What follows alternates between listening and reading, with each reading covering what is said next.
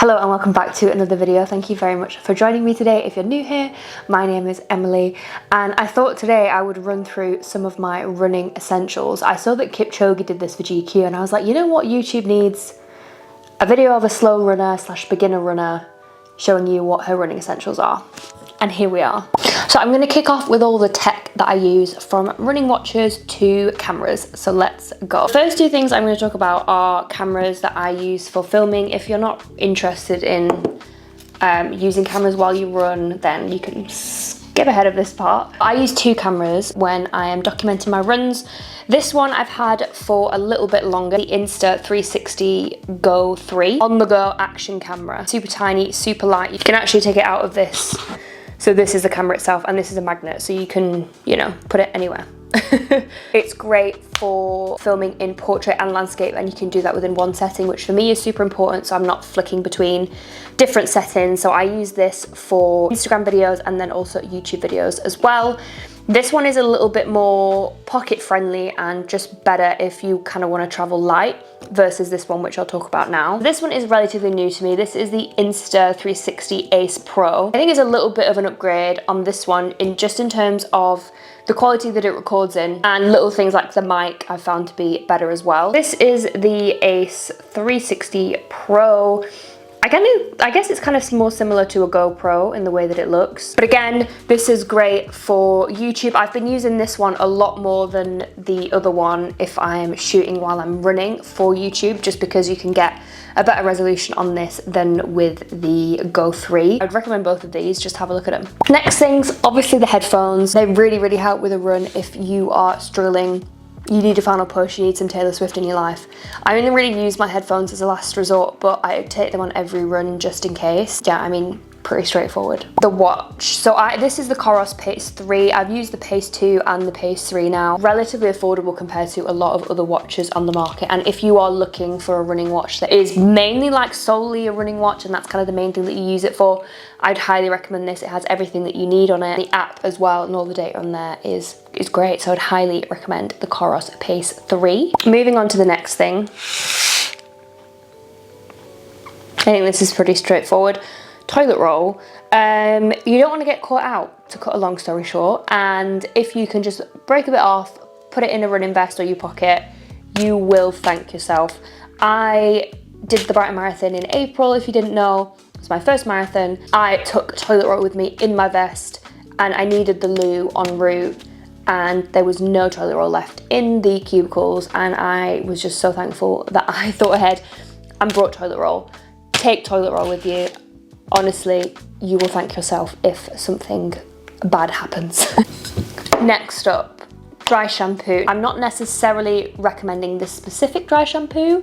There are definitely better dry shampoos out there. This is just the only one that I have to hand. And dry shampoo is going to be your best friend if you have longer hair and you are low maintenance and you don't want to wash it every single time that you have a run. Here's a little hack for what I do to try and keep my hair as fresh as possible throughout the week. If your hair's damp, dry it out with a hairdryer.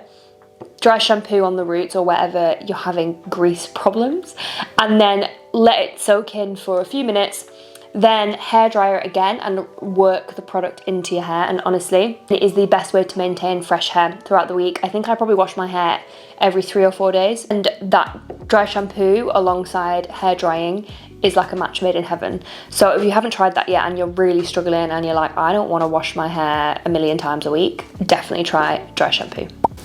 Skincare. I think this is a bit of a cheat just because there's obviously multiple items in here, but skincare overall, when you're running a lot, is super important. First of all, you're outside more, so you're exposed to UV rays more, and also you're sweating more, so the salt can dry your skin out, which is something that I found, and I have dry skin anyway, so I feel like it just really made my skin quite angry sometimes. I'm also like, I sweat a lot, and I think I'm a salty sweater as well, so all of these things combined, not good.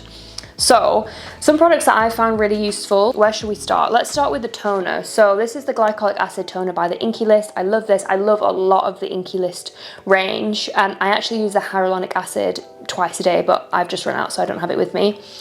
I found this really good because I was finding that I think maybe because I was producing more oil as I was sweating, my skin wasn't as smooth and it was almost like a little bit bumpy. So having like a chemical exfoliant toner I found really helpful. And this, for me, glycolic isn't too stripping, or it doesn't make my skin super sensitive. So I would have a look at glycolic acid, give it a go. I really, really like the Inculus one. I've also tried the Pixie one, which is nice as well, but this is kind of my go-to at the minute.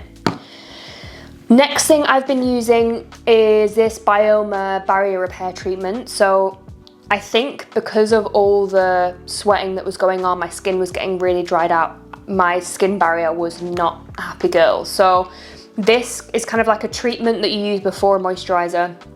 That's just packed full of goodness. Absolutely love this one. Like I said, I've got dry, kind of dehydrated skin, so if that's something that you suffer with, I would definitely have a look at giving Bioma a go. While we're on Bioma, I also loved this Restore and Nourish oil. I use this every night as like the last step of my skincare routine, and it just like, my skin just soaks it up, and it's just like a really nice nourishing oil treatment. The next two, so this is just a moisturizer, and I just use this during the day. In the evening I like to use like a thicker, more kind of rejuvenating moisturizer, but this is like a nice daily moisturizer to use. And then for SPF, I've been using SPF 50 obviously every day. This one is by Skin and Me. I normally use Ultra Sun, but I've been really loving this one, and I've been using the mini one, and it's been fantastic. I suffer with PMLE, which, if you don't know, is kind of like an allergy to UV rays. So even if it's not super sunny outside, your skin can flare up and it can swell, and it's just like not the prettiest thing.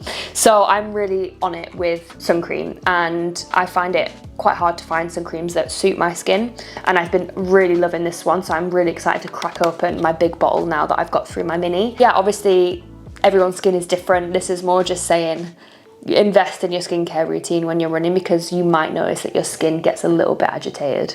Next thing is a running vest. This one in particular is the Salomon Active Skin 4 running vest.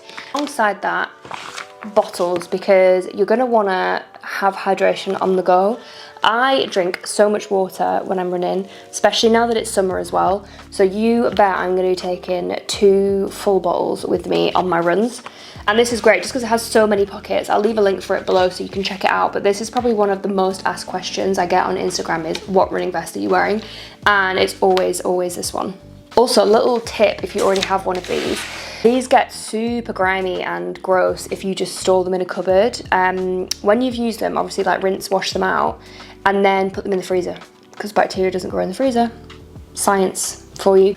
You need a running vest, in my opinion, because I wear it on any distance run that I'm doing. If I'm running down the road, I've probably got a running vest on just because I have so many bits that I need to carry with me. The next thing that I couldn't live without as a runner is a training plan. I use the Runner app, and I've spoken about it a million times, so I'm not going to take up any more of your time talking about the app. But if you are a beginner runner or a really advanced runner, it's still perfect for you and everybody else in between. And you can do anything from your first 5K up to ultra marathons as well, and it includes strength training, Pilates and mobility. So it's everything in one app, and it is incredible. I've been using the app for over a year now, and I honestly can't give it enough praise. It's just great. And I did all of my half marathon training with it, and I did my marathon training with it as well. I'm currently doing a 5K plan, which is super exciting. So yeah, take a look at it if you are in need of a training plan. This is supposed to be 10 things that I can't live without, but there's about 9 things that I can't live without, and I didn't want to add in a 10th for the sake of it. So